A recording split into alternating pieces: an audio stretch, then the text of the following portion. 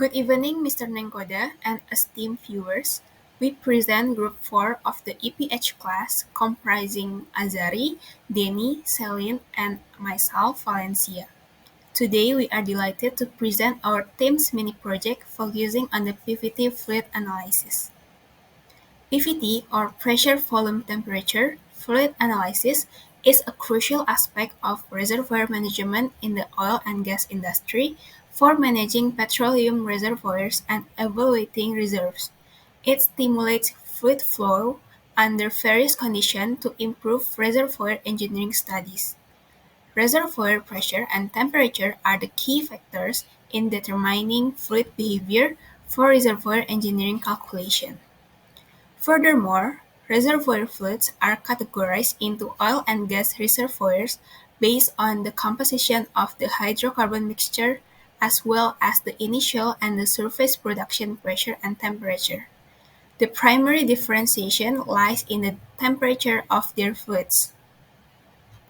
Three types of fluids are typically encountered to acquire fluid samples, such as pressurized fluids, oil containing dissolved gases, and gases with heavier component present in the vapor phase. To minimize contamination risk and track fluid changes over time, it's crucial to sample the reservoir fluids early on, ideally before depletion before saturation pressure. Lastly, methods utilized encompasses downhole sampling and recombination. Downhole sampling entails collecting samples at the reservoir temperature and pressure, ensuring gas remains in solution, whereas recombination involves sampling the surface production stream at the appropriate gas-oil ratio and combining these to form a representative fluid sample mirroring the reservoir. The benefits include obtaining sizable samples, stabilizing condition, and avoiding wireline entry into the well.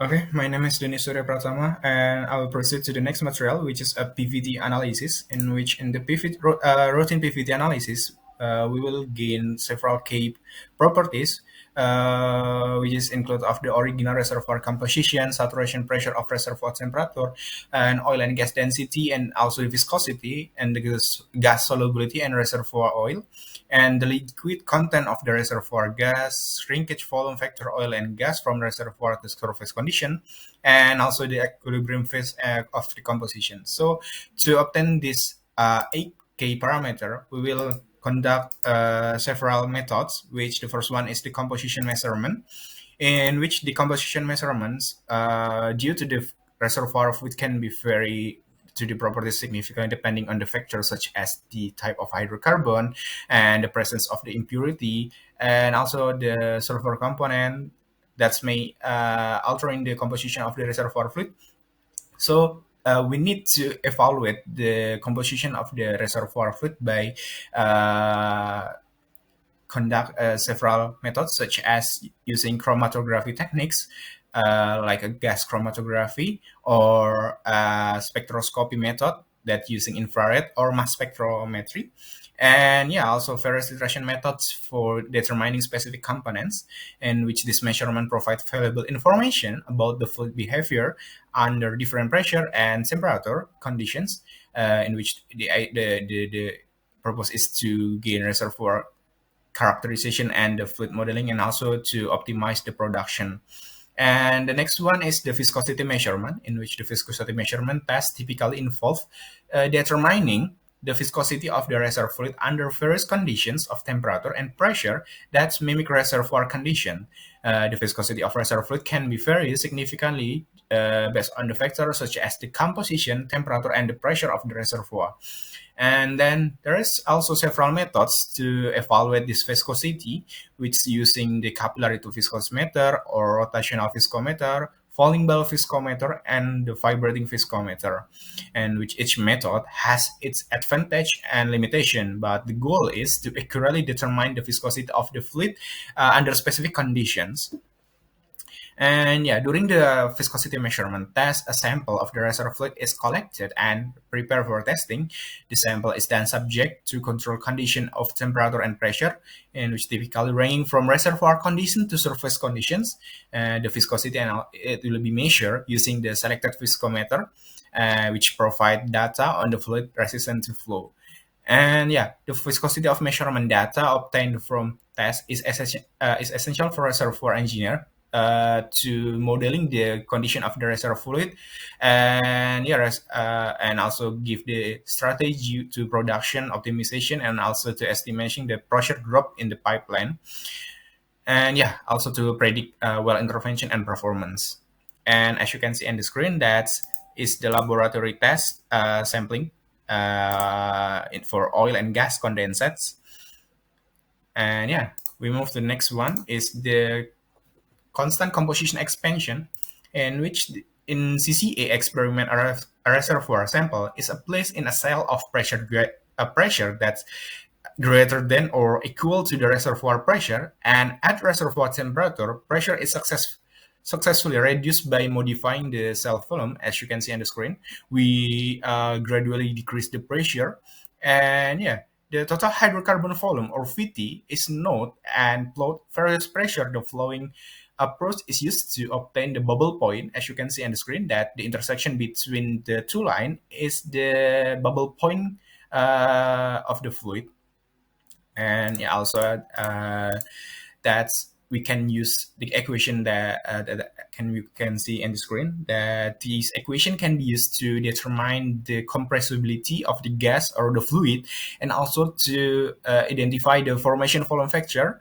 uh, yeah, and also there are several things. As you can see on the screen, the result is relative volume, also that obtained by plotting the VT graph.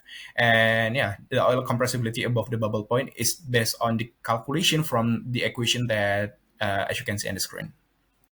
In differential liberation tests, the pressure is decreased below the bubble point and the cell is agitated until equilibrium is reached. All gas is removed at constant pressure, then the volume moles in and specific gravity gamma of the removed gas are measured.